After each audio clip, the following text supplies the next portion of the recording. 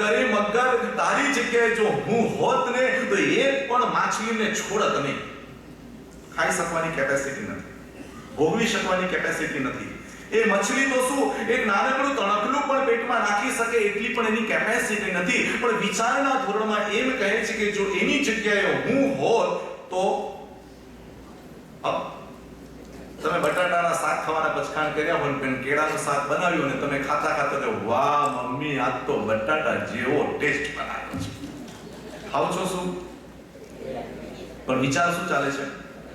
હા, તો ભગવાન કહે છે કે તમે બટાટા નથી ખાતા, ખાવ છો કેળાનું જો શાક, પણ વિચારમાં તમને જે સ્વાદ આવ્યો છે, રસ આવ્યો છે, તો કર્મ બંધન જે પ્રકારનો રસ આવે તેવા પ્રકારનો થાય. તમે શું કરો છો એ મહત્વનું નથી, તમે એમાં રસ કેવો મેળવો છો એ મહત્વનું છે.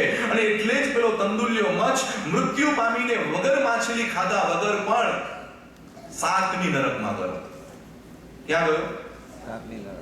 આ જૈન શાસ્ત્રનું ગણિત છે કે વિચારોથી પણ જો તીવ્રતા આવી જાય તો કર્મ બંધાય અને એ કર્મ એને ક્યાંનો ક્યાં ફેંકી દે. એટલે મનુષ્ય ભૂમાં આવી ભૂલો કરવી નથી કે એક પેપર વાંચ્યું, આતંકવાદીની વાત વાંચી, આ બધાને તો મારી જ રાખવા જોઈએ, ઘરમાં તો વાંગોય પકડી નથી શકતો.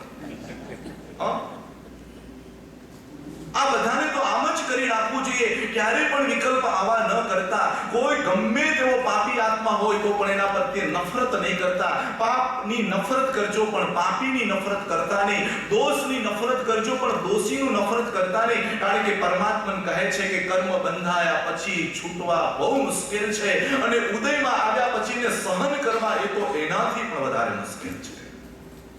મહાવીર કહે છે મેં કાનમાં ખીલા ખાધા હતા, જો પેલો મેં કાનમાં રસ ન નાખ્યો હોત, એ કાનના અંદરમાં શિશુનો રસ મેં ન રેડ્યો હોત તો કાનમાં ખીલા ખાવાનો અવસર મને ન આવ્યો હોત. માથે જો અંગારા મને ન આવત, જો કોકના દીકરા ઉપર મેં ગરમ ગરમ રોટલો ન મૂક્યો હોત તો ગસ્સુ કુમારની અંદરમાં મારા માથા ઉપર અંગારા ન જ મુકાયા હોત. જીવતા ચામડી મારી એટલે ઉતરાઈ કે મેં કોઠીમડાની છાલ એટલી સરસ મજાની રસથી ઉતારી હતી, માટે મારી જીવતા ચામડી ઉતરી ગઈ. શ્રીક મહારાજા પણ પ્રભુ મહાવીરને મળ્યા ત્યારે પ્રભુ મહાવીરે પણ આ જ ગણિત શીખવાડ્યું કે તારો જગતમાં કોઈ દુશ્મન નથી અને જગતમાં કોઈ તને દુઃખ આપે નહીં. અને જગતની અંદરમાં સુખ અને દુઃખનું જે પણ ગણિત છે એ કર્મના કારણે થાય છે. આવું બરાબર ગણિત કોને સમજાવી દીધું હતું? મહાવીરે. શ્રેણીક મહારાજા. કોના આધારે બધું થાય? આજે તો તમને મારે મગજમાં કર્મ ગણિત ફીટ બેસાડી દેવું છે. 8 કર્મ ગ્રંથ કદાચ તમને ન સમજાય તો ભલે તમારી ઈચ્છા, પણ આજે તો તમારો એક ગ્રંથ તો તમારે તમને સમજાવી જ દેવો છે કે તમારું જે પણ થાય છે, હાલો છો, ચાલો છો, બોલો છો, મળો છો, માન અપમાન, સન્માન, નિંદા, સત્કાર, જે પણ તમારી સામે આવે ત્યારે સમજવાનું કે ભગવાન આમાં કોઈનો વાંક નથી, કોઈનો દોષ નથી. કોનો દોષ? મારો. બોલો તો ખરા.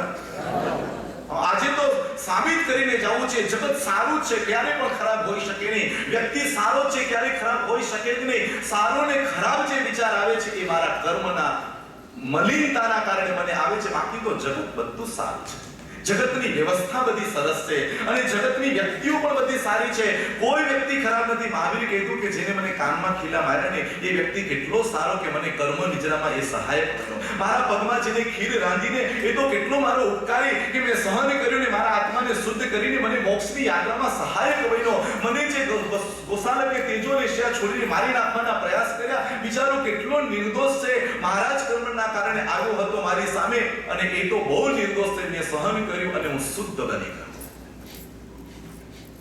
મનુષ્યના ભવની અંદરમાં કર્મને ખંખેરવા આવ્યા છે એ નક્કી લક્ષ કરજો. કારણ કે કમ્મમ સંગેય સમુઢા દુખિયા બહુ વેયણા અમાનુ સાસુ જોણીસુ વિણી હમંતી પાણીનો. વિશ્વના તમામ જીવો કર્મને આધીન છે. પછી એક ઇન્દ્રિયનો જીવ હોય, 2 ઇન્દ્રિયનો જીવ હોય, પંચેન્દ્રિયનો જીવ હોય કે દેવલોક અને કે નરકનો જીવ હોય. જૈન દર્શનમાં 3 ગણિત તમારે સમજવા જેવા છે. પહેલું ગણિત છે તમારી સફળતા તો પુણ્યનું કારણ છે, તમારી નિષ્ફળતા તો પાપનું કારણ છે અને બંનેની અંદરમાં સમતા તો ધર્મનું કારણ છે. જો તમને તમારી સફળતા દેખાય તો ત્યાં તમારે સમજવાનું કે આ પુણ્યએ કરી આપી. તમારી નિષ્ફળતા થાય તો તમારે કહી દેવાનું કે આ મને પાપના ઉદય થઈ. અને બંનેમાં મગજમાં શાંત ચિત્ત તમનું રહી શકે તો એને જૈન દર્શને કીધું ધર્મ. પુણ્યની અંદરમાં લપસી નહીં જવાનું અને પાપની અંદરમાં રડી નહીં પડવાનું. સમજાય છે મારી વાત? પુણ્યનો ઉદય હોય તો નાચવા નહીં પડવાનું કે વાહ ક્યા બાત હે. હા, બે ગાંડા ગાંડાની હોસ્પિટલમાં બારીના સળિયા પકડીને અલગ મલગની વાતો કરતા હતા. અને અલગ મલગની વાતો કરતા એકદમ અચાનક થયું કે અલા ગાંડા, તું કેવી રીતે ગાંડો થઈ ગયો? બીજો ગાંડો કહે છે કે તું બોલ, તું કેવી રીતે ગાંડો થઈ ગયો? એક ગાંડા બીજા ગાંડાને કહે છે બોલ, તું કેવી રીતે ગાંડો થઈ ગયો? અને પેલો કહે છે તું કેવી રીતે ગાંડો થયો મને બતાવ. બંને જણા એકબીજાને આ કહે છે કે તું પહેલા બતાવ. પેલો કહે છે તું પહેલા બતાવ. આ બાજુ આ ગાંડો પણ ન બતાવે, આ બાજુ આ ગાંડો પણ ન બતાવે. ત્રીજો ગાંડો આવ્યો કે ચાલ હું ન્યાયાધીશ બનું છું કે પહેલા તું કે એટલે પછી તને આ પણ કહેશે કે તું કેવી રીતે ગાંડો બની ગયો. એટલે ન્યાયાધીશ થઈને ત્રીજો ગાંડો વચ્ચે ઉભો રહીને કહે છે કે ચાલ ભાઈ તું બોલ. ત્યારે પેલો કહે છે કે જો હું બોલું છું પણ શરત એટલી છે કે તારે પણ એને કહેવું પડશે કારણ ગાંડો બનવાનું. ચલો કહે છે મંજૂર. એટલે એક ગાંડો બીજા ગાંડાને જાણવું છે કે તું ગાંડો કેવી રીતે બન્યો. ત્રીજો ન્યાયાધીશ બન્યો ગાંડો, વચ્ચે ઉભો રહીને કહે છે કે બોલ તું હવે ગાંડો કેવી રીતે બને, પોતાના ગાંડપણનું કારણ બતાવે. કે જુઓ 5 વર્ષથી જે છોકરી સાથે મારે લગ્ન કરવાના હતા એને મને 5 સેકન્ડમાં કહી દીધું કે આજથી હવે તું તારા રસ્તે અને હું મારા રસ્તે, તું તારા ઘરે અને હું મારા ઘરે. આ તો કઈ નેમ રાજુના થોડા અત્યારે લવ છે લોકોના. અત્યારે તો દાતણ કરતા દિલ આપી દેવાય એવી દુનિયા છે. એ તો રાજુલે કહ્યું હતું કે નેમ છોડીને ચાલ્યા જાય તો હું પણ એની પાછળ જાઉં. મને પણ મંજૂર નથી. મારો નેમ એટલે જ મારો પતિ, બાકી જગતનો કોઈ પતિ હવે બની શકે જ નહીં. આવી એક ખુમારી રાજુની અંદરમાં હતી, એટલે જ કોકે કાવ્યની અંદરમાં અને પંક્તિમાં લખ્યું છે કે બુલબુલ આવ્યું બાગમાં, પ્રેમ કર્યો ભાગમાં. બુલબુલ આવ્યું બાગમાં, પ્રેમ કર્યો ભાગમાં. ભાગીદારી તૂટી ગઈ, પરિણામ આવ્યું વૈરાગમાં. આપો તો ખરે જેને રચના કરી તેના માટે બુલબુલ આવ્યો બાગમાં. બે જણા બાગમાં આવ્યા, બંને જણાની આંખો મળી, બંને જણાના દિલ મળ્યા, બંને જણાનો પ્રેમ મળ્યો. હા, ભેગા થયા. પણ પછી કઈ કારણ આવી ગયું કે આટલી બધી હિંસા મને પરવડે એવી નથી. એટલે નેમ કુમાર કહે છે હું તો અહીંયાથી ચાલ્યો જાઉં છું, હવે મારે લગ્ન કરવા નથી. એટલે ચાલ્યા ગયા. અને ત્યારે રાજ્યમતીએ પણ કહ્યું કે નહીં, ભલે એમને ગયા તો ભલે ગયા, પણ એમના જ માર્ગે હું જઈશ. અને રાજ્યમતી પણ એના પક્ષે ચાલ્યા ગયા. અને ત્યારે કહે છે કે બુલબુલ આવ્યું બાગમાં, પ્રેમ કર્યો ભાગમાં. ભાગીદારી તૂટી ગઈ, પરિણામ એવું વૈરાગમાં. અહીંયા તો ભાગીદારી તૂટી નહીં તો તું નહીં તો તારી જો બોલ્યા.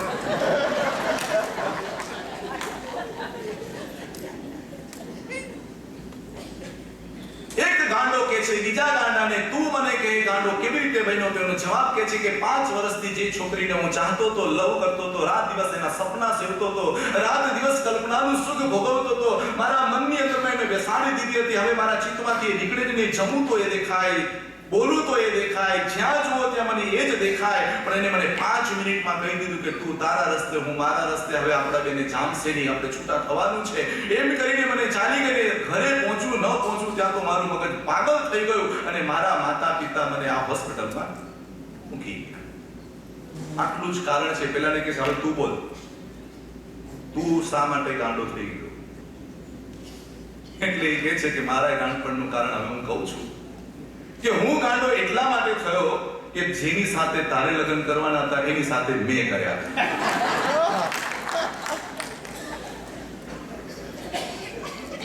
કર્મ ફિલોસોફી એમ કહે છે કે તને મળે તોય દુઃખ છે અને ન મળે તોય દુઃખ છે.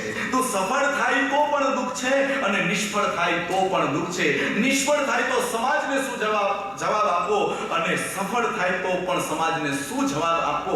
તમારી સફળતામાં પણ સંતાપ છે અને તમારી નિષ્ફળતામાં પણ સંતાપ છે. એટલે મહાવીરે કહ્યું કે સફળતા એ આત્માનો સ્વભાવ નથી અને નિષ્ફળતા પણ આત્માનો સ્વભાવ નથી, પણ બંનેની વચ્ચે ક્ષમતા ભાવ રાખવો એ આત્માનો સ્વભાવ છે.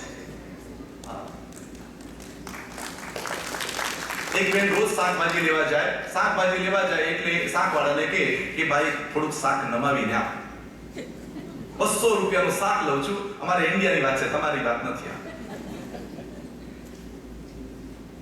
એટલે તું મને નમાવીને આપ, એટલે નમાવીને આપવાનું કહ્યું એટલે પેલા બે શાકવાળાએ જોયું કે કાંઈ વાંધો નહીં, નવીન જશે એટલું પાણી છાંટેલું છે, જશે કાંઈ વાંધો નહીં. આપનારો ખુશ, લેનારો ખુશ. અને આવું વર્ષ 2 વર્ષથી ચાલે.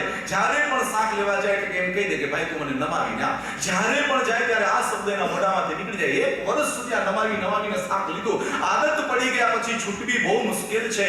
એક ભવની જો આદત નથી છૂટતી તો મારા વાલા ભવની ગુણવંતભાઈ, ભવોની આદત, ક્રોધ કરવાની, માન કરવાની, માયા કરવાની, લોભ કરવાની, નિંદા કરવાની, રાગ દ્વેષ કરવાની અનાદિકાળની આપણી આદત છે. એક દિવસની આદત નથી આ મારા વાલા. આ ભવની આદત, કોકને ચા પીવાની આદત હોય તો છૂટતી નથી, કોઈ સિગારેટ પીવાની આદત હોય તો છૂટતી નથી. કે સાહેબ બધું થાય પણ આપણાથી આ ન છૂટે. મેં કીધું બધું છૂટશે, મોત આવશે ને તો તારા બાપાને પણ છોડવું પડશે. શું ન છૂટે? કઈ લાચારી છે તારી છૂટી શકે? આ ભવની આદતો જો તારી નથી છૂટતી તો ભવોની વેર ઝેર રાખવાની આદતો કેવી રીતે તું છોડીશ? વેર ઝેરની અંદરમાં જિંદગી પસાર કરવાની આદત તારી જશે કેવી રીતે? મોહ માયાની દુનિયાની આદત તારી જશે કેવી રીતે? આસક્તિ તારી છૂટશે કઈ રીતે? આ ભવની આદતને નથી છોડતો તો ભવોની આદત કેવી રીતે છૂટશે? સૌથી પહેલી આહાર સંજ્ઞાની આદત, મૈથુન સંજ્ઞાની આદત, ભોગ વિનાશની આદત. આ બધી છોડીશ ક્યારે ભલા? મનુષ્ય ભવની અંદરમાં આદત બદલવા આવ્યો છું. ભોગને યોગ બનાવવા છે, રાગને વૈરાગ્ય બનાવવો છે, દ્વેષને પ્રેમ બનાવવો છે, વેરને મૈત્રી બનાવી છે, લાલસાને લાગણી બનાવી છે, અને જગતના સંબંધની સાથે હવે તોડી અને પ્રભુની સાથે સંબંધ જોડવા છે. આ આદતો પાડવી છે. બદલાવશું આદત. ઘણી વખત ખબર છે આપણને સુવાની આદત એક જ જગ્યા ઉપર હોય, પછી જગ્યા બદલાય તો અમે તો રોજ જગ્યા બદલીએ. બોલો, ન્યૂ જર્સીમાં રોજ જગ્યા. પહેલી વાર આટલા બધા પ્રદૂષણમાં પહેલી વાર મને એમ થયું કે બે પાલી જેવું લાગ્યું, કે પહેલી પાલી ત્યાં ને બીજી પાલી અહીંયા. આટલા બધા કિલોમીટર દૂર. મને તો કઈ ખબર નહીં, કે મને કીધું કે બીજા સંઘમાં આમ કરો ને, ઓકે આપણે સરળ ભાવે કહી દીધું, પણ મને ખબર નહીં કે આટલું લાંબુ છે સવારથી સાંજ. ત્યારે મને એમ થયું કે ભગવાન આટલા કલાકનો રસ્તો કાપતાય મને જો કંટાળો આવે તો અહીંયાથી મોક્ષ સુધી પહોંચવાનો રસ્તો મારો ક્યારે પૂરો થશે? ક્યારે પૂરો થશે? ચિંતકકારો હંમેશા દુઃખમાંથી પણ દોલત શોધી લે છે. ચિંતકકારો પણ સંતાપમાંથી પણ એક સંપત્તિ શોધી લે છે. ઘાણીમાં પીડાય તો પણ કેવળ જ્ઞાન શોધી લે, અને જીવતા ચામડી ઉતારાય તો પણ સમાધાન શોધી લે.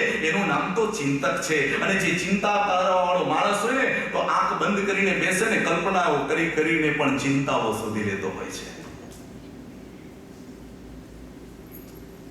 બહુ આનંદ આવે છે. અલગ અલગ જગ્યાએ સુવામાં આનંદ આવે છે. અલગ અલગ માણસોને મળવાનો બહુ આનંદ આવે છે. એવા થાકી જઈએ ને, પડ્યા એવો ઊંઘ આવી જાય તો બહુ આનંદ આવે. તમારી આટલી સારી વિશાળ સંખ્યા જોઈને હું તો જાણે વાદળ બંધાયું હોય ને બધી કોયલ ઢંક્યા કરે, બસ એવું મને થયા કરે. બોલ્યા જ કરું. આવ્યો ત્યારે મને એમ થયું કે કેવું આજે બોલાશે કે નહીં બોલાય, થાકેલો લાગુ છું. પણ ના, કર્મનો ઉદય જ્યારે આવે છે ત્યારે ભલે જે આવે તે આવે, પણ તમે ચિંતનમાં ચાલ્યા જાઓ તો ઉદય પણ સાઈડમાં રહી જાય. એટલે જ કોકે કહ્યું છે કે દો પાટન કે બીચ में साबुत बचा न कोई, दो पाटन के बीच में साबुत बचा न कोई, खूंट पकड़ के जो रहा पीस सका न कोई.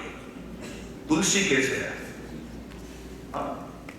दो पाटन के बीच के. પહેલાના જમાનામાં પેલી ઘંટી આવતી, ખબર? ઘંટી આમ દળવાની, આમ દળ્યા કરીએ. અને એ ઘંટી જ્યારે દળાતી હોય ત્યારે એની અંદરમાં ઘઉં નખાતા હોય. કેટલા લોકોએ ઘંટી દળી છે આટલામાંથી? શું વાત કરો છો? ગુડ. અને જેટલા લોકોએ નથી દળીને એ બધાએ જીમમાં જઈને એક્સરસાઇઝ કરો મારા વાલા. ઘરમાં પોતાના કરે તો ત્યાં જઈને આમાં કરવું પડશે. કાંઈ વાંધો નહીં. શરીર જાડું થઈ જાય તો સાહેબ વોક કરવાનું ચાલુ કરે, ઘી ઓછું કરી નાખે. પતલું થઈ જાય કે કેમ પતલા થઈ ગયા તો બીજા દિવસે ઝાપટવા માંડે. કોકના ગણિત ઉપર આપણે જીવીએ છીએ. જાડા થઈ ગયે તો આને પતલા. તો ભગવાન તો એટલું સરસ બતાવ્યું કે આંબેડકર કોઈ જાતના ડાયટ કરવાની જરૂર નથી. આંબેલ સૌથી મોટું ડાયટ ફ્રૂટ છે. હા, અને કિરણભાઈને પૂછ્યું, જે મારો વિડિયો લે છે, કિરણભાઈને પૂછ્યું રોજ આંબેડકર છે. હા, ડાયટ ફૂડ. બહેનોને તો કહું છું, તમારે તો ડાયટ ફૂડમાં જ રહેવાનું. તમારું બોડી એટલું સરસ મજાનું રહેશે, બધા તમને સાતાય પૂછશે પાછા ઉપર. તો તમારે કહેવાનું હસતા દેવગુરુની કૃપા. કેવી મજા આવે. એટલો આનંદ આવે. ભગવાને કીધું તેલ બંધ કર, ઘી બંધ કર, વિદય બંધ કર, અને પછી તારા મનના તોફાનો એની જાતે શાંત થઈ જશે, કર્મો એની જાતે શાંત થઈ જશે. સવાર ખાય, બપોર ખાય, સાંજે ખાય, ને પછી કે ડોક્ટરે કીધું છે સૂતા પણ દૂધનો ગ્લાસ લેવાનો. પછી કે છે તબિયત નથી સારી રીતે તો શું થાય? જૈન ધર્મના નિયમો તમારા સ્વાસ્થ્ય માટે છે. જૈન ધર્મના નિયમો તમારા મનના નિયંત્રણ માટે છે.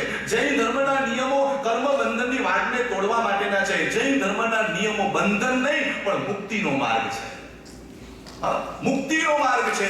નિયમની અંદરમાં નંદનવન છે, નિયમની અંદરમાં નિજાનંદ છે. કોઈ કહે છે વ્રત પ્રત્યાખ્યાન કરવાની શું જરૂર, અમારું મન બહુ મજબૂત છે. અરે ગાંડા, તીર્થંકર પણ વ્રત પ્રત્યાખ્યાન કરે છે, એનાથી તારું મન મજબૂત હોય? હોય તો વ્રત લેવાના કે નહીં? પચખાણ લેવાના? જે લોકો આવું બોલે છે ને નથી લેવાના પચખાણ ને આમ છે ને તે બધા કાચા મનના માણસો છે.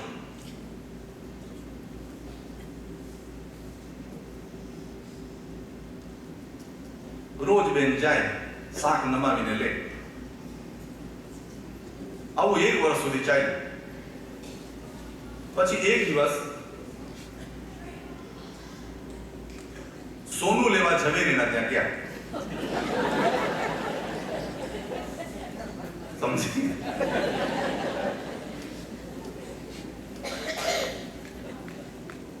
ઝવેરીની ત્યાં સોનું લેવા ગયા. 2 લાખનું સોનું લીધું.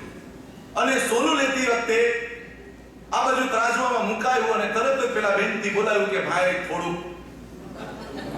બોલો બોલો ચંપાબેન થોડુંક નમાવીને આપ. એટલે પેલો ઝવેરી આમ જોવે છે, બેન તમે ક્યાં આવ્યા છો? આ શાકભાજીનો કાંટો નથી, આ તો સોરીનો કાંટો છે. ન આમ નમે ન આમ નમે. આમ નમે તો પણ નુકસાન ને આમ નમે તો પણ નુકસાન. એટલે આ તો ઝવેરીનો કાંટો છે. ન આમ નમાય ન તેમ નમાય. આ જૈન શાસનનો કાંટો એ તો સમતાનો છે. ન રાગમાં નમે ન દ્વેષમાં નમે. રાગ પણ ન કરાય ને દ્વેષ પણ ન કરાય એવું આ જૈન શાસન છે. રાગમાં પણ કર્મ બંધન અને દ્વેષમાં પણ કર્મ બંધન. આ જૈન દર્શન છે. 2 પ્રકારના બંધન, રાગોય બંધમ, દ્વેષોય બંધમ. એટલે ભગવાને કહ્યું કે રાગ પણ કર્મ બંધન ને દ્વેષ પણ કર્મ બંધન. જ્યાં સુધી ગૌતમને મહાવીર પ્રત્યે રાગ હતો ત્યાં સુધી કેવળ જ્ઞાન ન થયું તે ન જ થયું.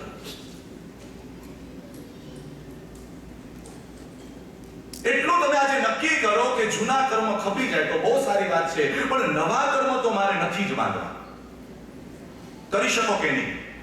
કોઈની ગુણ પ્રશંસા થાય તો કરવા જેવી છે, પણ કોઈની નિંદા તો મારે નથી જ કરવી. સારો મેસેજ કોકને પહોંચાડવાની ઈચ્છા થાય તો પહોંચાડવાનો, પણ ગલત મેસેજ મારા કાનમાં આવ્યો, મારે એને અહીંયાથી બહાર રિલે નથી કરવો, મારી પાસે જ રાખી મૂકવો છે. મારે એને વિચારે નથી કે સાચું બોલજો કે ગલત ન્યૂઝ તમને મળે કેટલા જણાને, અને સારા ન્યૂઝ હોય તમે કેટલા જણાને.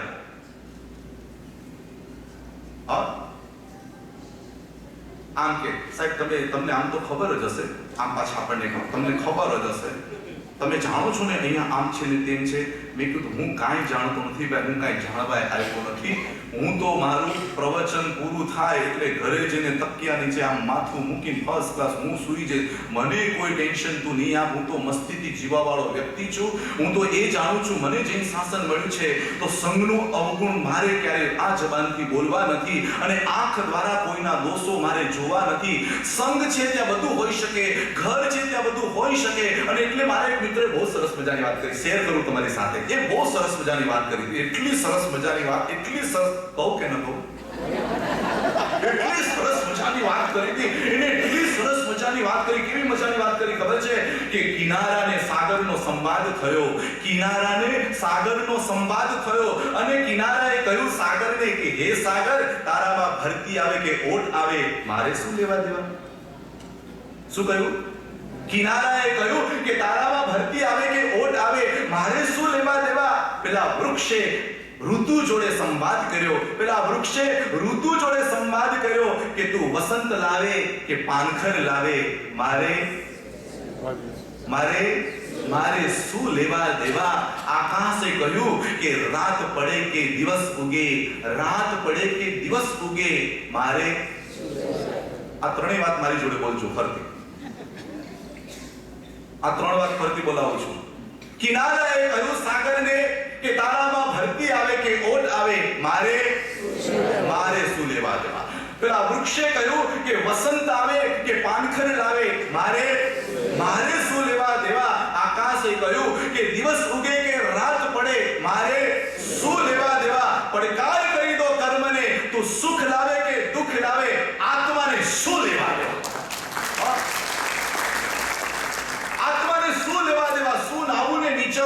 સુખ પણ મારો એ બહારનો સ્વભાવ નથી ને દુઃખ પણ મારું હોઈ શકે નહીં. કર્મ જનિત જે પણ ઘટના હોય એ આત્માને કાંઈ લેવા દેવા નહીં, કારણ કે શરીર આત્માનું નથી, કર્મો આત્માના નથી, ઇન્દ્રિયો આત્માની નથી, મન આત્માનું નથી.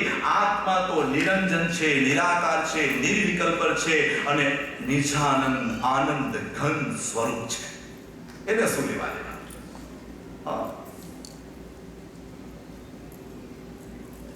શું લેવા દેવા આત્માને? બોલો, કાંઈ લેવા દેવા? કંઈ પણ તમારા જીવનની ઘટના બને તમારે તરત જ કહેવાનું કાંઈ લેવા દેવા નહીં, આપણે કાંઈ લેવા દેવા નહીં.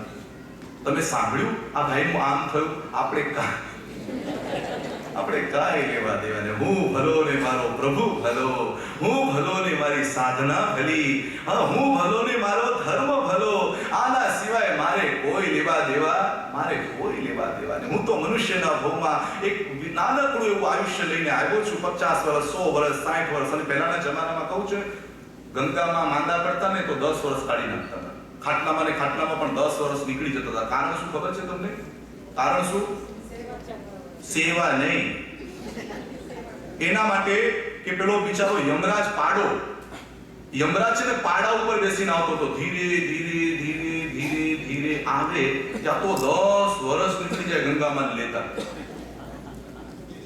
પણ હવે આવી ભૂલ તમે નહીં કરતા. મને હમણાં ન્યૂઝ મળ્યા છે કે યમરાજ હવે આવતો નથી. આપણે બધું રિમોટ કંટ્રોલ થી ચલાવીએ છીએ, એના હાથમાં પણ એક રિમોટ કંટ્રોલ આવી ગયું છે. દબાવે મફત કાકાનો એમ એટલે ફટ કરતા મફત કાકા, અને એમાંય ભૂલે ચૂકે જો એમ દબાઈ ગયો. ભૂલમાં બધા શું ખાતા ખાતા ભૂલ થઈ ગઈ કે એમ કે માદા મફત કાકા હતા, ખબર લેવા ગયા અને નગીન કાકા ઉપડી ગયા. પ્રાર્થના સભામાં કોકની જતા હતા ને એની જ સભા બોલાઈ જાય એવી દશા છે. હું તમને કહું, પ્લીઝ પ્રમાદ નહીં કરતા. હવે યમરાજની પાસેથી પાડો ચાલ્યો ગયો છે ને બહુ સરસ, કેટલી સરસ વાત છે. બહુ સરસ ભગવાને કહ્યું છે કે આ જીવન ક્ષણિક છે, આ જીવન પાણીના પરપોટા જેવું છે, આ જીવન પીળા પાંદડા જેવું છે, આ જીવન નશ્વર છે. કરો શ્વાસ લીધો છે ને બીજો શ્વાસ લેવાશે કે નહીં એની પણ કાંઈ જ ખબર નથી. એટલે જ કહે છે કે મનુષ્યના ભવમાં આવીને એક ક્ષણ માત્રનો પ્રમાદ કર્યા વગર ક્યાં મને કર્મની નિજરા થાય છે, હું ક્યાં કર્મની સામે ઝઝૂમી શકું, એ બધી જ વ્યવસ્થા આજથી તમારા મગજમાં તૈયાર કરો. ક્રોધનું વાતાવરણ બને મારે ક્રોધ નથી જ કરવો, માનનું વાતાવરણ બને મારે માન નથી જ કરવું. જે પણ થવો એ થાય, પણ ચિત્તને મગજમાં શાંત રાખીને બધાનું મારે સહન કરવું છે. શું કરવું છે? વાંક હોય તો પણ સહન કરવાનું, ન હોય તો સહન કરવાનું. કારણ કે આપણે બધા શું કરતા હોય ખબર? મારો વાંક હોય તો લાભ હોય થયેલો, બાકી શેની સહન કરું? અરે ભાઈ શાંતિ રાખ, શાંતિ રાખ. તીર્થંકરોએ પણ બધું સહન કર્યું છે તો થોડું તું પણ સહન કર ને ભાઈ. મંદિરની અંદરમાં બુટ જઈને કહે છે કે પ્રભુ બધાને તમે પ્રવેશ આપો છો, મને કેમ નથી આપતા? એટલે ભગવાને કીધું કે સાંજે તું આવજે, તને એનો જવાબ મળશે. પણ તને કહી દઉં, તને નહીં આવવાના કારણમાં તું ચામડું છું એટલે તને મંદિરમાં નથી આવવા દેતું. ત્યારે બુટે પણ તર્ક કર્યો કે જો ચામડાને તમે ન આવવા દેતા હોય તો ઢોલ નગારાને તમે કેમ આવવા દો છો? એ પણ અમારી જાતના છે, અમારા જ્ઞાતિના છે, એને તમે કેમ પ્રવેશ આપ્યો? એટલે હવે તમે એને પણ પ્રવેશ બંધ કરો તો કોઈ વાંધો નહીં. બાકી જો તમે એને આવવા દેવાના તો હું પણ હવે કાલથી આવવાનો છું, હું પગથિયે ઉતરવાનો નથી. તો કે છે શાંતિ રાખ, સાંજનો સમય થાય, આરતીનો સમય થાય ત્યારે તું આવજે, પૂજારી તને એનો જવાબ આપશે. અને સાંજનો સમય થયો આરતીનો અને તરત બુટ ત્યાં પહોંચી ગયો અને કહે છે કે હવે આરતી થઈ જવા દો. આરતી થઈ ગઈ. આરતી પત્યા પછી પૂજારીને કહે છે કે બોલ ભાઈ, પ્રભુએ મને મોકલ્યો છે, જવાબ આપ. મને કેમ પ્રવેશ નથી આપતાના? ચામડા જેવા ઢોલને એને તું કેવી રીતે પ્રવેશ આપે? એક જ્ઞાતિમાં આવો ભેદ કરે ન ચાલે. તો કે ભાઈ તું શાંતિ રાખ, થોડોક શું કર, તું શાંતિ રાખ, તને જવાબ આપું છું. આરતી થઈ જતી જોઈ કે નહીં? તો કે હા જોઈ ને. તો તને ખબર ન પડી? તારા પ્રશ્નોનો જવાબ તને ન મળ્યો? તો કે ના, ન મળ્યો ને. આ ઢોલ આરતીની અંદરમાં 15-20 મિનિટ સુધી કેટલો માર ખાતો, ઢમ ઢમ ઢમ ખાતો ને. તો જે લોકો માર ખાય છે ને એ પ્રભુની બાજુમાં રહે છે. જે પોલિશ કરવાની આદત છે ને એ પગથિયા આગળ ઉભા રહે છે. હા, સમજાયું કે ન સમજાયું? હા, જેને માત્ર સુવિધાઓ જોઈએ છે અને એને જ સુખ માનીને જીવે છે એ પ્રભુની નજીકમાં આવી શકતા નથી. પ્રભુ કહે છે જે સહન કરે છે, જે સ્વીકાર કરે છે, જે સમજણ કેળવે છે, જે શાંતિ કેળવે છે, જે સમાધાન કેળવે છે, જે સમાધિ કેળવે છે અને શાંત ઉપશાંત અને પ્રશાંત થઈને જે જીવે છે એને ભગવાનની બાજુમાં સ્થાન મળે છે. ઇન શોર્ટ, કર્મ કેટલા છે? કેટલા? 8. પર્યુષણના દિવસો કેટલા? 8. પહેલા દિવસે જ્ઞાનાવણે ખતમ થાય, બીજા દિવસે દર્શનાવણે ખતમ થાય, ત્રીજા દિવસે એટલે 8મા દિવસે કેવળ જ્ઞાન. શું મારી સામે કહો છો?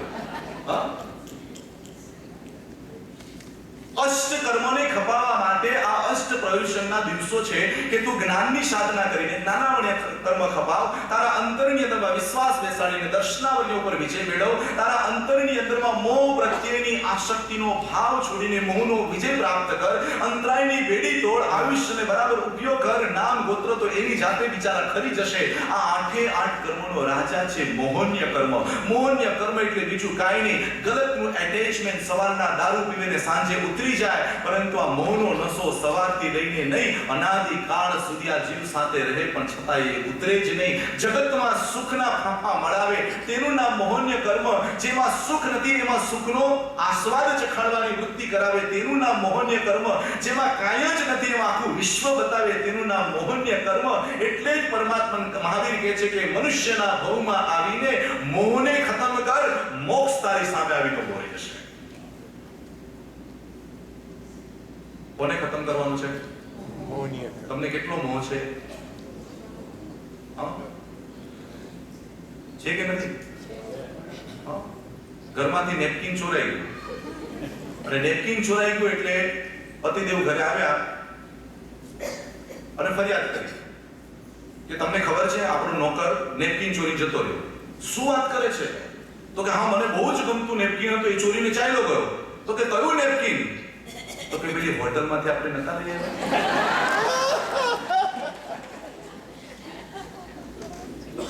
સમજાણો કે ના સમજાણો?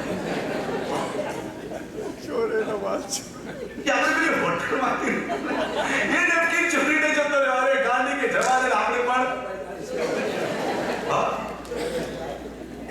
બસ આ દશા છે આપણી.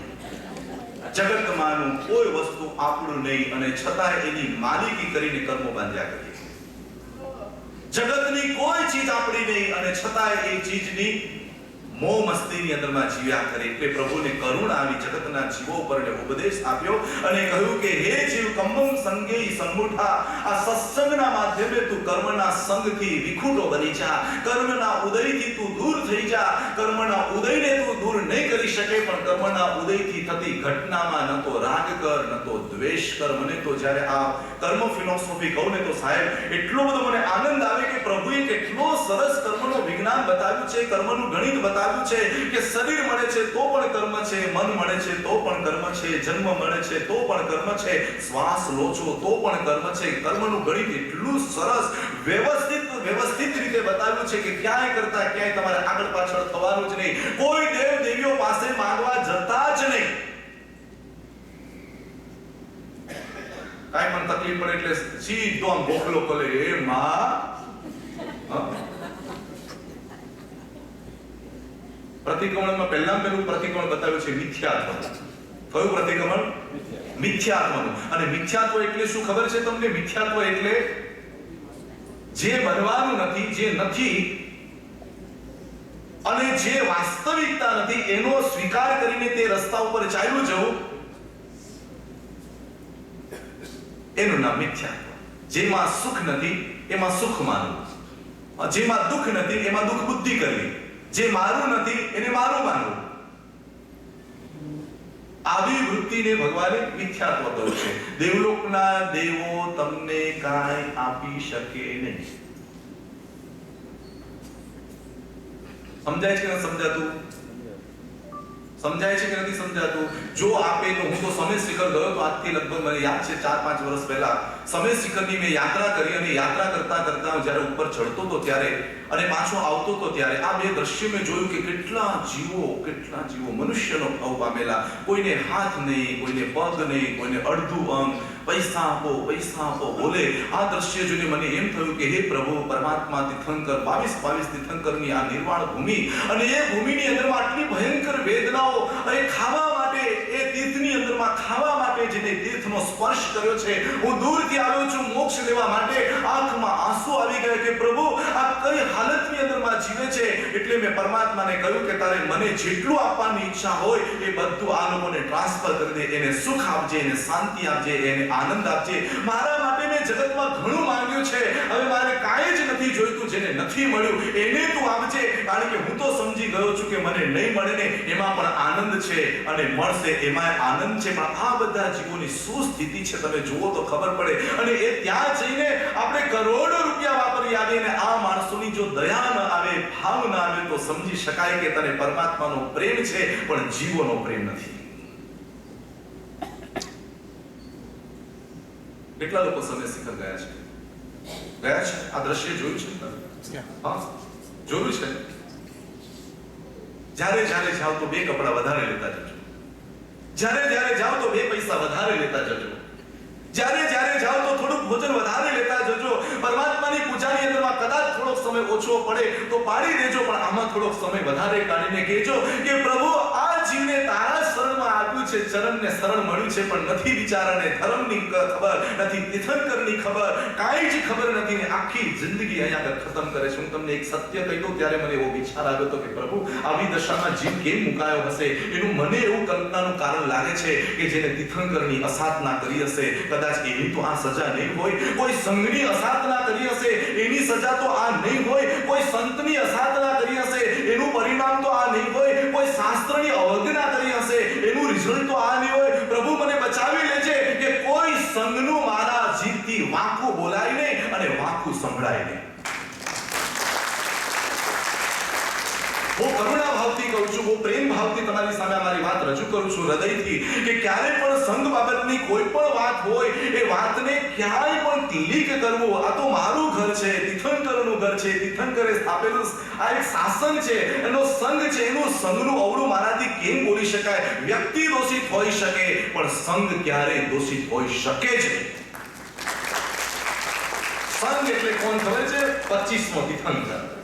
હા, જ્યારે મને પૌરવભાઈનો ફોન આવ્યો તો કે સાહેબ આપણે આ કરશું. મેં કીધું ભાઈ સંઘ જે કહેશે ને હું કરીશ. સમજાય છે મારી વાત? હું પૌરવભાઈના કહેવાથી નથી આવ્યો, કે અનિલભાઈના કહેવાથી નથી આવ્યો, કે ગુણવંતભાઈના કહેવા કોના કહેવાથી આવ્યો છું? હું સંઘની અંદરમાં આવ્યો છું. કોઈ વ્યક્તિના ત્યાં આવ્યો હોય તો બરાબર છે કે સાહેબ હું મારી રીતે ચાલીશ, પણ સંઘની અંદરમાં આવ્યો છે. સંઘ મારો મા બાપ છે, સંઘ મારા માથે છે. એ મને કે સાહેબ કાલથી આમ કરવાનું, કોઈ જ તકલીફ નહીં, એટલી સરળતાથી કહીશ, કારણ કે મને સંઘ પ્રત્યે ભાવ છે. મને કેટલા વ્યક્તિઓએ કહ્યું કે મારી સંસ્થામાં જોડાઈ જાઓ, અમારી સંસ્થાનો પ્રચાર કરો. મેં કહ્યું રોટલી ખાઈશ, નહીં મળે તો આમેલ કરીશ, પણ સંઘનો સભ્ય છે ને સંઘને ક્યારે હું છોડીશ? સંઘનો સભ્ય છું, તીર્થંકરનો સભ્ય છું. જે ભગવાને ગણધરોએ તીર્થંકરોએ જે સ્થાપેલી જે સંઘની વ્યવસ્થા છે એની અંદરમાં ક્યાંય બાંધ છોડ નહીં કરું. કર્મના ઉદય જો સારા હશે તો મને મળી જશે, અને નહીં ઉદય હોય સારા તો હાથમાંથી પણ ચાલ્યો જશે. આ વિશ્વાસ મારા અંતરમાં એક એક રગની અંદરમાં એક એક રૂવાડે સ્થાપિત થયેલો છે. આવું સરસ સંઘ મળ્યો છે. સાધુ, સાધ્વી, શ્રાવક અને સાધિકા. સરસ મજાના શત્રુંજયના તીર્થ મળ્યા છે. સરસ મજાનું શંખેશ્વરનું મહાતીર્થ મળ્યું છે. સમેત શિખરની પવિત્ર ભૂમિ મળી છે. કેટલા નસીબદાર છો તમે. હવે ક્યારેય પણ સંઘ, શાસન, શાસ્ત્ર અને સંત વિશે ક્યાંય કર્મ ન બંધાઈ જાય ને એની પૂરેપૂરી સાવચેતી. પરિવાર જોડે કદાચ ક્યાંક આડાવડું બોલીને માયા કપટ કરી લીધી, ચાલી જશે. ધંધાની અંદરમાં થોડું બાંધછોડ કરી લીધું, ચાલી જશે. તમારા નિયમોમાં પણ તમે ક્યાંક બાંધછોડ કરી લીધી, ચાલી જશે.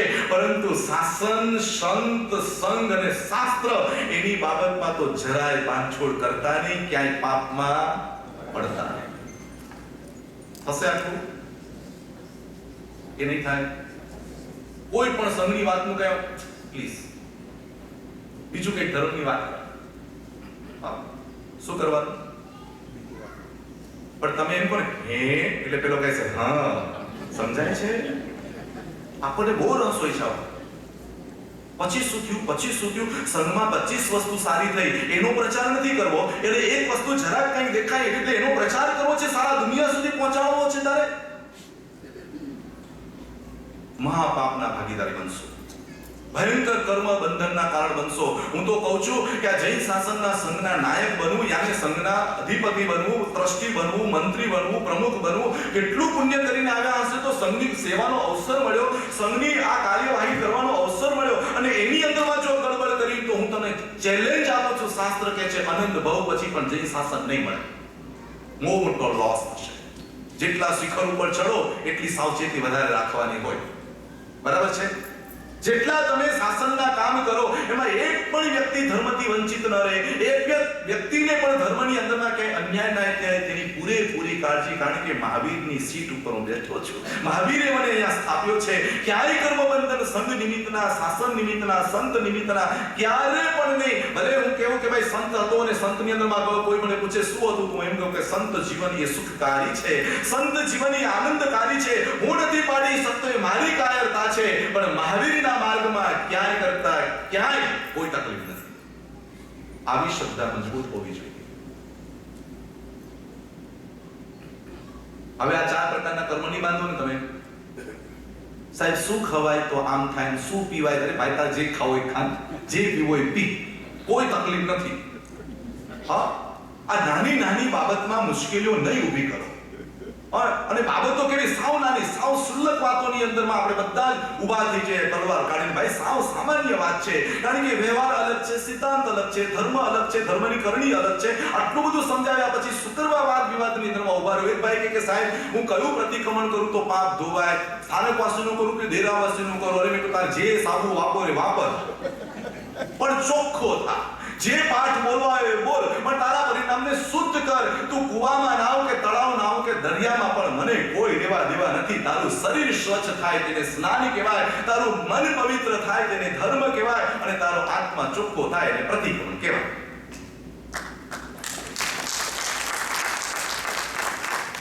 કોઈ ભેદભાવ નહીં કરતા, કોઈના પ્રત્યે ઘૃણા નહીં કરતા. ભલે એને જન્મથી સ્થાનકવાસી ધર્મ મળ્યો છે, ભલે એ મૂર્તિની પૂજા ન કરતો હોય, કાંઈ વાંધો નહીં. એ વ્યક્તિને જન્મથી મૂર્તિ પૂજામાં જન્મ થયો છે ને એની પૂજા, ભક્તિ, સેવા બધું જ કરી રહ્યો, યાત્રા બધું કર્યો. એકબીજાનો દ્વેષ નહીં કરતા, પરંપરાથી જેને જે મળ્યું છે તે કરે છે, પણ અંતે તો બંનેને જવું છે.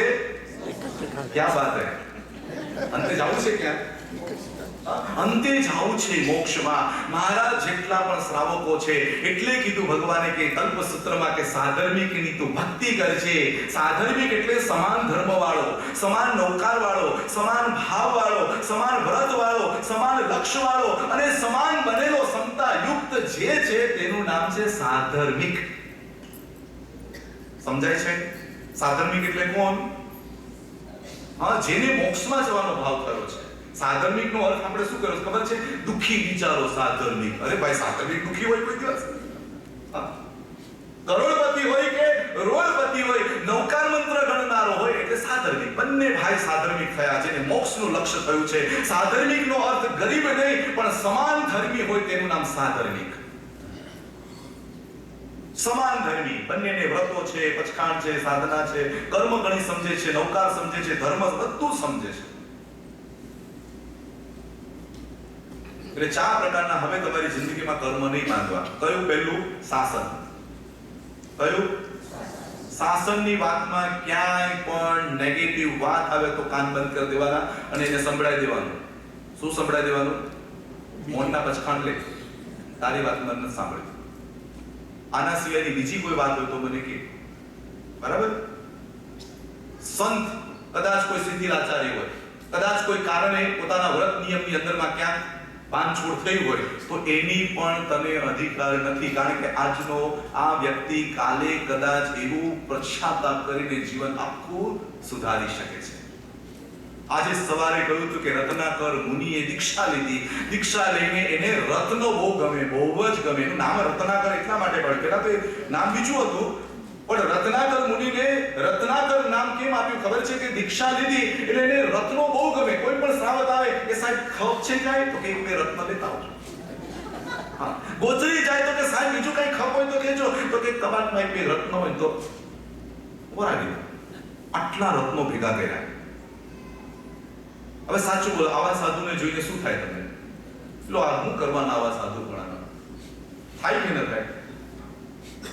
બોલાય તું લે ત્યારે હું નહીં કરું. સમજાણું કે ન સમજાણું? સલાહ આપવી બહુ જ સહેલી છે. ચલગોટાની અંદરમાં એ પોટલી રત્નની આમ ભરાવી દે અને ભરાવીને પછી ગોચરી જાય. ઉપાશ્રયમાં પણ એ રત્નો મૂકીને ન જાય, કારણ કે તમારા જેવા વંદન કરવા જાય જોઈ જાય તો લઈને હાલવા માટે. એવા કિંમતી રત્નો કે જેનું મૂલ્ય આંકી ન શકાય એવા રત્નો એને અંદર રાખી દીધા અને ગોચરી જાય ચારે બાજુ, પણ લઈને જાય. સાંજે સુઈ જાય તો ઓશિકા નીચે મૂકીને સુઈ જાય. બહુ સાચવે, બહુ સાચે. સ્વાધ્યાય ભૂલાઈ ગયો, ધ્યાન ભૂલાઈ ગયું, તપ ભૂલાઈ ગયું. કર્મ રાજાએ મુનિને પણ રત્નના આસક્તમાં ગુલામ બનાવી દીધા. 24 કલાક એક જ વાત છે, રત્ન મને વધારે મળે અને રત્નનું હું રક્ષણ કરું. આ વાત એક શ્રાવકને થયું કે હવે શું કરું. શ્રાવકને શાસ્ત્રમાં મા બાપ કયા છે, અમ્મા પિયા. આવો શબ્દ શાસ્ત્રમાં ઠાણામ સૂત્રમાં મૂક્યો છે કે સાધુના નજીક રહેનારા શ્રાવકોને અમ્મા પિયા એટલે મા બાપ એવો શબ્દ મૂકવામાં આવ્યો છે. એટલે મા બાપનું સ્વરૂપ ધારણ કરીને એક શ્રાવકને એમ થયું કે મુનિને હું સીધું કહીશ કે સાહેબ આ રત્નોનો છોડી દો, આવું શું કરો છો, તો એને મગજમાં નહીં બેસે. શું કરવું કેટલા દિવસથી પ્લાન કરતા એક દિવસ એના મગજમાં પ્લાન આવ્યો. બધી 10 આંગળીની અંદરમાં એને રત્નો પહેર્યા. 10 આંગળીમાં એવા સરસ મજાના રત્નો પહેર્યા. પ્રવચનમાં ગયા, આગળ જ બેઠા અને મુનિ કહે છે પરિગ્રહ એ પાપ છે. રત્નકર મુનિ પ્રવચન આપે છે, પરિગ્રહ એ પાપ છે. પરિગ્રહની અંદરમાં મૂર્છા કરશો તો નરકમાં જવાશે. પરિગ્રહ ભયંકર પાપ બંધાવશે. આમ કરતા જાય ને પેલાની આંગળીઓની સામે જોતા જાય, આમ બોલતા જાય, આંગળીઓ સામે જોતા જાય કે મારા ઉપદેશની અસર કદાચ એને થાય અને ઊભો થાય ને પછી પ્રવચન છૂટે એટલે 10 રત્નો. સમજાણું? આ રત્નાકરની ચાલ હતી અને એ બાજુ શ્રાવકની ચાલ એ હતી કે આ મુનિના પાસે જઈને આ બધા રત્નો પહેરીને જાઓ અને સર્વ મંગલ્ય થયું. પ્રવચન પૂરું થયું, બધા લાઈનની અંદરમાં આવવા માંડ્યા. બધા સાહેબ સાતામાં છો કરવા લાગ્યા અને પેલા શ્રાવકે પણ આ બધા રત્નો એમના ખોળામાં આમ મૂક્યું કે સાહેબ સાતામાં છો. ત્યારે રત્નાકર મુનિએ શું કીધું, છોડો આ બધું, છોડવા જેવું છે. ત્યારે એ શ્રાવક શું બોલ્યા ખબર છે કે સાહેબ જેને છોડ્યું છે ને એને પણ હજી વળગ્યું છે, હજી અમે ક્યાં છોડ્યું છે. એમ કરીને આટલું બોલીને શ્રાવક ત્યાંથી રવાના થયા. આટલી જ ઘટના હતી. રત્નાકર મુનિની આટલી જ ઘટના હતી. એ શ્રાવક ત્યાંથી ચાલ્યો ગયો, શ્રાવક ત્યાંથી નીકળી ગયો. સાંજનું પ્રતિક્રમણ પૂરું થયું અને મુનિના મગજમાં વિચારો ચાલવા લાગ્યા કે પેલા શ્રાવકે 10 કેવાતા રત્નો પહેર્યા હતા અને મને આવું એક ટકોર મારી ગયો કે જેને છોડ્યું છે એને પણ હજી છૂટ્યું નથી, એને વળગ્યું છે. આખી રાત રત્નાકર મુનિ જાગ્યા, રડ્યા અને અંદરમાં પશ્ચાતાપ કર્યો. શું બાળકો મા બાપ પાસે પ્રભુને યાદ કરતા રડે છે કે પ્રભુ તમે મને રત્નો આપ્યા, એને ઓળખી ન શક્યો. જ્ઞાનનું રત્ન, દર્શનનું રત્ન, ચારિત્ર રત્ન, ત્રણ રત્નો તમે મને આપ્યા. એ રત્નને છોડીને આ નશ્વર રત્નોમાં હું આસક્ત બન્યો, આ મોહ કર્યા, કર્મ બાંધ્યા અને એના માટે મેં મારા સાધુપણાના વ્રતો, સ્વાધ્યાય, ધ્યાન બધું છોડી દીધું. એવા ભાવની અંદરમાં આવી ગયો અને 25 ગાથાઓ એને રચી, 25 રચનાઓ થઈ અને રચનાને એક રચના તમે સાંભળો ને સાહેબ આંખમાં આંસુ આવી જાય. ઘરની અંદરમાં બેઠા હોય, ટેપ વાગતી હોય, આંખ બંધ કરી હોય ને એક પંક્તિઓ ગવાતી હોય. હું ક્રોધ અગ્નિથી વળ્યો, વળી લોભ સર્પ ડસ્યો મને, ગળ્યો માન રૂપી અજગરે, હું કેમ કરી ધ્યાભૂત ને મરકટ ક્ષમા આ મન થકી, હું તો પ્રભુ હાર્યો હવે. નવકાર મંત્ર વિનાશ કીધો, અન્ય મંત્રો જાણીને આપો સમ્યક રત્ન તો જીવને ખાય તૃપ્તિ ગણી. ભગવાન હવે એકય રત્ન મારે જોઈતા નથી, મને સમ્યક રત્ન આપ, મને સમ્યક સમજણ આપ. જે મારું નથી એને હું મારું કરીને બેઠો, જે મને સુખ ના આપે એને હું સુખ માનવા બેઠો. પ્રભુ હવે મને એક પણ રત્ન ન જોઈએ. સવાર થઈ, નવકાશીનો સમય ગોચરી ગયા. જે શ્રાવકે જેના જીવનની અંદરમાં જગાડવાનું કામ કર્યું એના ઘરે ગયા અને રત્નાકર મુનિની આંખો સોજી ગઈ હતી. આખી રાત ભીની આંખો અને શ્રાવકના ત્યાં જઈને કહે છે કે ધર્મ લાભ કરીને અંદર પ્રવેશે અને પ્રવેશીને પેલા શ્રાવક ઉભા થઈને કે સાહેબ પધારો. ત્યારે મુનિ રત્નાકર કહે છે કે મારે તારા ત્યાંથી કાંઈ જ ખપ નથી, મારે તારા ત્યાંથી કોઈ જ વસ્તુ જોઈતી નથી, પણ મારી પાસે આ ભેગા કરેલા રત્નો હું તને આપવા આવ્યો છું. અને મુનિએ બધા રત્નો શ્રાવકને આપી દીધા. રત્નો ભેગા કરનારા મુનિને જોઈને કેટલા લોકોએ એનો તિરસ્કાર કર્યો, નિંદા કરી, વાતો કરી, સમાજની અંદરમાં બદનામી પસરાવી, અને એ જ રત્નાકર મુનિએ એનું પ્રાયશ્ચિત કરી આત્માને પવિત્ર બનાવી અને આત્મા સંયમની યાત્રામાં પુનઃ પાછો ચાલતો થઈ ગયો. આ તો જૈન દર્શન કહે છે કે ખૂની પણ અહીંયા મુનિ બની શકે છે, પાપી પણ અહીંયા પાવન બની શકે છે, દોષી પણ દિવ્ય બની શકે છે.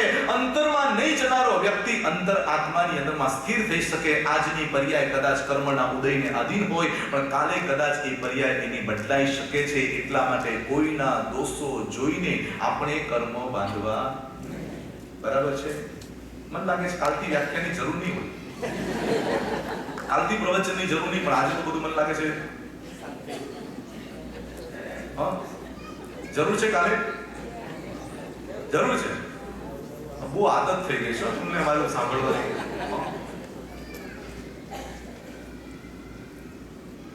મોરારી બાપુને પણ કોઈ કીધું હતું કે સાહેબ હવે કથા બંધ કરો. બરોડાની અંદરમાં 5 લાખ માણસોની અંદરમાં બહુ જાહેરમાં બંદો ઉભો થઈને કહી દીધું હતું 5 મિનિટ છે. તમે સામે ઘડિયાળ રાખતા હોય તો જાણી જોઈને નથી રાખતા. આ બહુ હોશિયાર જાણી કારણ કે મેં તો અત્યાર સુધી જેટલા પ્રવચનો આવ્યા છે, જ્યાં જ્યાં પોલ્યુશન કરાવ્યા છે, મારી સામે જ ઘડિયાળ રાખે કે સાહેબ ક્યાં આગળ વધી ન જાય. એક 10 મિનિટ છે આપણે, બરાબર છે? પછી હું બંધ કરીશ. સમય ક્યાં જતો રહે છે ને ખબર નથી પડતી. વિષય એટલો સરસ હોય છે, એટલી બધી સુંદર વાતો કરવાની હોય છે, પણ હવે એક સમયની પણ મર્યાદા છે. પણ જેટલા દિવસો છું તમારી સામે, જ્યારે પણ યોગ થશે ત્યારે આપણે આ કાર્ય કરીશું પ્રવચનનું. પણ કહેવાનું મારું તાત્પર્ય એ છે કે જૈન શાસન પામ્યા છીએ, જૈન ધર્મ પામ્યા છીએ, જીવ, આંખ, નાક, એટલું પુણ્ય તમે જબરજસ્ત ખર્ચીને આવ્યા ને એના કારણે પામ્યા છો. હવે એનો દુરુપયોગ નથી કરવો પ્લીઝ. ચલાય તો યાત્રા કરીએ, પણ ક્યાંય સંસારમાં રખડી ન જવાય એની કાળજી તો ચોક્કસપણે રાખવી છે. આંખથી રૂપમાં રંગાઈ ન જવાય અને જીભથી ક્યાંય કડવા વચન બોલી ન જવાય. હવે કર્મ બાંધવા નથી આવ્યા. મિથ્યાત્વ, અવ્રત, પ્રમાદ, કસાય, અશુભ યોગ, આ બધા કર્મોને ખંખેરવા માટે અહીં આવ્યા છીએ. અને ખંખેરવાની અંદરમાં ક્યાંય પાછા ફસાઈ ન જવાય એનું ધ્યાન રાખજો. એટલી કલ્પના મગજમાં રાખજો, મને કોઈ સારી રીતે રાખે કે ન રાખે, દુઃખ આપે, સુખ આપે, કંઈ પણ આપે, એ બધું જ મારા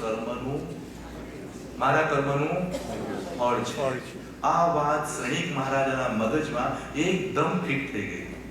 એનો જ દીકરો કોણિક રાજ્ય માટે એના પિતાને, સત્તા માટે એના પિતાને ક્યાં નાખ્યો? જેલમાં. જેલમાં નાખ્યો. ત્યાં સુધી સંતોષ ન થયો, પણ રોજ એ જેલની અંદરમાં 500 ફટકા એ દીકરો મરાવે.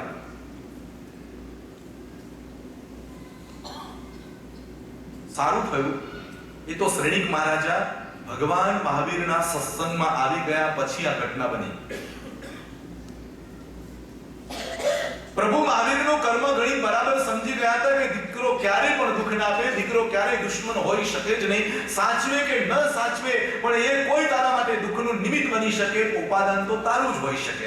એવું બરાબર મગજમાં શ્રેણીકને સમજાવી દીધું તો રોજ 500 ફટકા ખાય અને છતાં એ પ્રભુનો આભાર માને કે પ્રભુ મારા કર્મની હું નિજરા કરી રહ્યો છું. ફટકા શરીરને વાગે છે, મને નથી વાગતા. સજા ભલે દીકરો આપતો હોય, પણ ખરેખર એ દીકરો નિમિત્ત છે. એ ક્યારેય સજા મને આપી જ ન શકે. મહારાજ પાપનો ઉદય મને સજા આપી શકે. અને શ્રીક મહારાજાનું ચરિત્ર વાંચો ને તો આંખમાં આંસુ આવી જાય કે સગો દીકરો જ્યારે આ મને આવી સ્થિતિમાં મૂકે છે ને છેલ્લે જ્યારે કુહાડો લઈને આવે છે, કુહાડો લઈને, કારણ કે કોણીકને બહુ પસ્તાવો થયો હતો કે બચપનમાં મારા પિતાએ મને આટલો સાચ્યો હતો અને મેં આવું કર્યું. માતા પાસેથી જ્યારે ખબર પડીને દૃશ્ય કોણીક રડ્યો હતો અને એ કુહાડો લઈને જાય છે એટલા માટે કે હાથમાં ચાવી મળે ન મળે, જઈને હું તાળું તોડી નાખું જેલનું અને પિતાને એવો ભેટી લઉં, એવો ચરણ સ્પર્શ કરું કે મારા પાપને હું ધોઈ નાખું. મેં શું કર્યું? કેવો અપરાધી કર્યો? 500 ફટકા રોજ વગર વાંકે પિતાને કેટલો ત્રાસ આપ્યો, આટલા કર્મોને બાંધ્યા. હવે મારે ન જોઈએ આ બધા પાપો. પિતાના ચરણમાં જઈને હું નમન કરી એવા અર્થથી બિચારો કુવાડો લઈને નીકળ્યો તો. આ બાજુ આવતા જોઈને શ્રેણીકને થયું કે આ કેટલો પૂર્વભવનો વેર હશે કે આટલા ફટકા રોજ મળે, સંતોષ ન થયો, હવે કુવાડાથી મને લાગે છે મારી નાખવા આવ્યો છે. અને રાજાઓ એક વીંટી પહેરતા જેમાં પોઈઝન રાખતા, અને છેલ્લામાં છેલ્લો ઉપાય જ્યારે કોઈ બચવાનું ન હોય ત્યારે એ ચૂસી લેતા.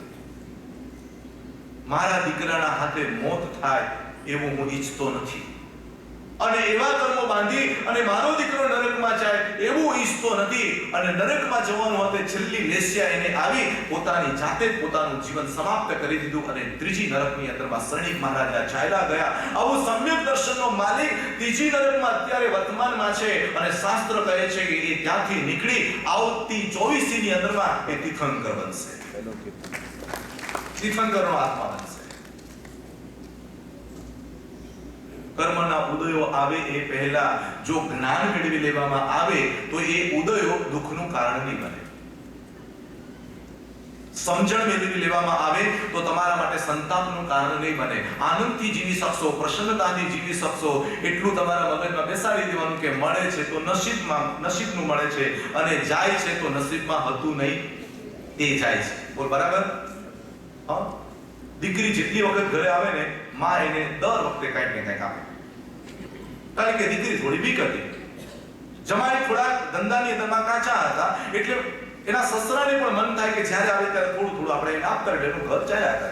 અને આમ ચાલ્યા કરતું હતું. એટલે વર્ષ 2 વર્ષ સુધી આપ્યા કર્યું, પણ પરિસ્થિતિ એવી શેઠ સમજી ગયા હતા કે જેટલું પણ આપીએ છે ને એનું ટકતું નથી. ક્યાંક ને ક્યાંક ખોવાઈ જાય છે, ક્યાંક ને ક્યાંક ચોરાઈ જાય છે, વપરાઈ જાય છે, વેડફાઈ જાય છે. એટલે શેઠે નક્કી કર્યું કે હવે આપણે જમાઈને કાંઈ આપવું નથી, કારણ કે એના નસીબમાં નથી. 2 વર્ષથી આપ્યું અને ટકતું જ નથી.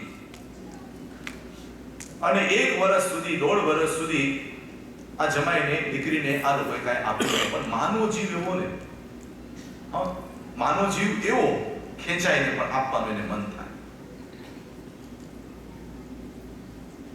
એક ભાઈ મેં બહુ સરસ પ્રસંગ કીધો હતો કે દીકરાને પરણાવ્યા પછી માં બહુ દુઃખી થઈ. દુઃખી એટલા માટે થઈ કે વહુ જે આવી હતી એ તો દીકરી કરતા પણ વધારે ઘરમાં સારી રીતે રહી. એનું દુઃખ એને નહોતું, પણ દીકરો ક્યાં જવા લાગ્યો? હા, સમજાવ કે દીકરો સાસરે વધારે જવા લાગ્યો, ત્યાં મમ્મી વધારે કરવા લાગ્યો, ત્યાં પપ્પા વધારે કરવા લાગ્યો. રવિવાર આવે તો કે ચલો આપણે જમવા જઈએ, એમ કરીને ત્યાં જવા લાગ્યો. એટલે મને બહુ દુઃખ થયા કરતું હતું. પિતાને ખબર હતી, એના પતિને ખબર હતી કે આ ઘટના બની છે, શું થશે, હવે શું કરવું. કેટલા દિવસ પછી શાંતિથી બંને જણા હિંચકા પર બેઠા હતા, અલગ મલકની વાતો કરતા એ પતિએ કહ્યું, મને ખબર છે તને શેનું દુઃખ થાય છે, તારો દીકરો જતો રહ્યો એટલે દુઃખ લાગે છે ને તને, પણ તને એક વાત કહું, 25 વર્ષથી કોકની દીકરી ત્યાંથી અહીં આવીને ખાલી 1 મહિના 2 મહિનામાં 100% જો આપણી થઈ ગઈ તો 20, 25, 50% આપણો દીકરો પેલી બાજુ જાય, તને શું તકલીફ છે? આવી સમજણ જો આપણા બધામાં આવી જાય, કોઈ સમસ્યા છે? હા, કોકની દીકરી જો આટલી બધી 100% તમારા ત્યાં થઈ જાય અને તારો દીકરો 25%, 50% એ બધું ઝૂકી ગયો તો શુક્રવાર દુઃખી થાય છે. કોકની દીકરી પુત્રવધુ બનીને આવીને તારા ત્યાં દીકરીનું સ્વરૂપ ધારણ કરી છે તો થોડુંક દીકરો કરીને જાય. શેઠ 2 દિવસ બહાર ગામ ગયા, જમાઈરાજ ઘરે આવ્યા અને શેઠાણીને થયું કે લાવ આજે મોકો છે, શેઠ બહાર ગામ ગયા છે અને કંઈ આપું. પણ આપવામાં એવો વિચાર આવ્યો કે સીધું આપીશ તો લેશે નહીં, એટલે એને લાડવા બનાવ્યા અને 10 લાડવા બનાવ્યા ને 10 લાડવામાં સોનાના સિક્કા મૂક્યા અને વાળીને થેલીમાં આપ્યા કે જમાઈરાજ લઈ જાઓ ઘરે જમજો. એટલે જમાઈ રસ્તામાં જતા ને વિચાર આવ્યો, સાસુએ આપ્યું લાડવા જ આપ્યા. સામે કંદોઈની દુકાન દેખાઈ, એને કહે છે કે ભાઈ આ લાડવા તાજા છે, તારે વેચાતા જોઈએ તો લઈ લે.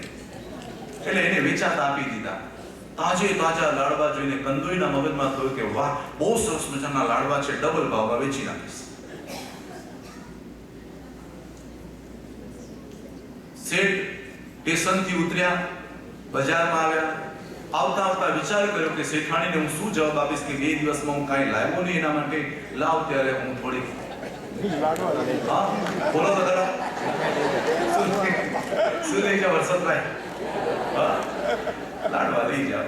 અને એ દુકાન પર ચડ્યા કે ભાઈ તાજે તાજું જે હોય ને તું મને આપ. પેલો કે તાજે તાજા લાડવા એટલા સરસ બોક્સમાં પેક કરેલા, તમે લઈ જાઓ. શેઠાણી ખુશ થઈ જશે, ડબલ ભાવમાં વેચી નાખ્યા. આ બાજુ જમાઈ ખુશ થયો કે લાડવા વેચીને પૈસા લીધા, આ બાજુ કંદોય ખુશ થયો કે લાડવા વેચીને ડબલ પૈસા મળ્યા, આ બાજુ શેઠ કે છે ખુશ કોઈ થાય કે ન થાય, મારી શેઠાણી એવી ખુશ થશે, એવી ખુશ થશે.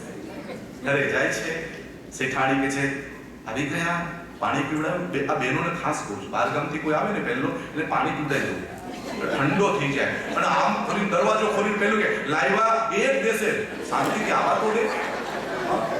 ડિમાન્ડ કરવાની પણ જરાક વિવેક રાખવાનો. લાવવાના છે તમારા માટે, અને કાંઈ ન લાવે તો કાંઈ નહીં, પણ આટલી મોટી દુનિયામાં એમને બી પાછા તો આવ્યા.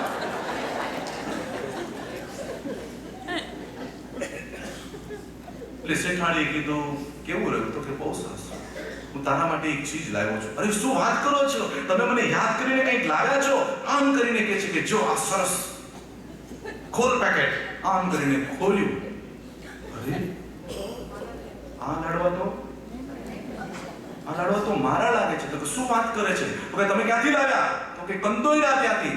ચોક્કસ જમાએ કંદોઈને દુકાને વેચી દીધા. ત્યારે શેઠાણીને ખબર પડી કે નસીબમાં નથી હોતું તો નથી મળતું, અને હોય છે જો આપણા જ નસીબમાં તો જમાઈના હાથમાંથી કંદોઈના, ને કંદોઈના હાથમાંથી શેઠના, ને શેઠના હાથમાંથી ખુદના ઘરમાં આવીને રહે છે.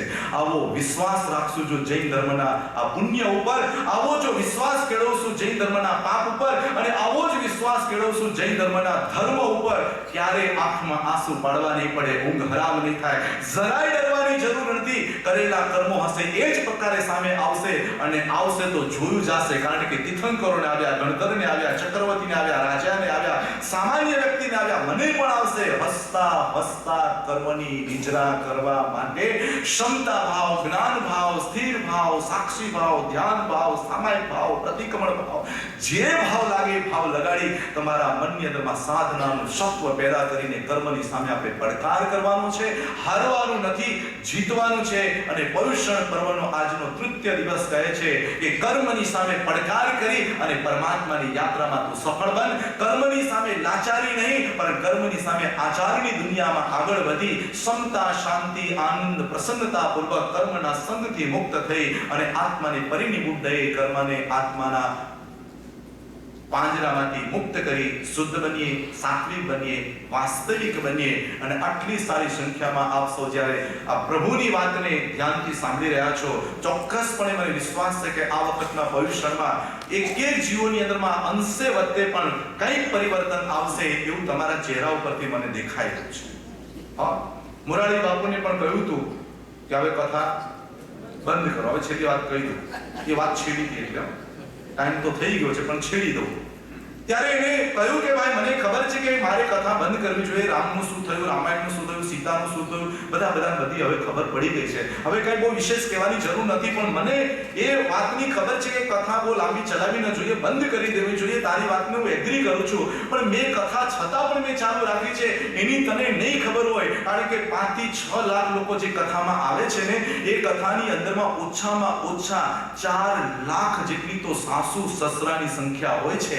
4 લાખ પુત્રવધુ ઘર બેઠા બેઠા કહેતી હશે બાપુ હજી ચલાવો.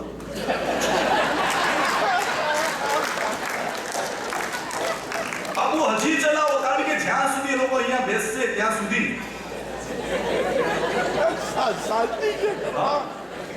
આપણે લોકો અહીંયા બેઠા છે ને, અહીંયા તો બહારના જીવો કેટલી શાંતિ ભોગવતા.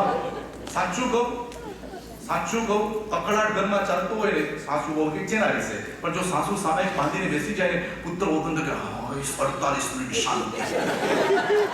સામાયિક વાળાને થયું હોય તો થાય, પણ આજુબાજુ વાળાને સમજો નથી. તમારા વડીલો કે જે પણ ઘરમાં હશે એ લોકો કે હા હજી તેજ સાહેબ એ લોકોને બેસાડી રાખે તો સારું. આપણા બેસવાથી પણ વિશ્વમાં શાંતિ થાય છે, આપણા બેસવાથી પણ આજુબાજુમાં આનંદ સર્જાય છે.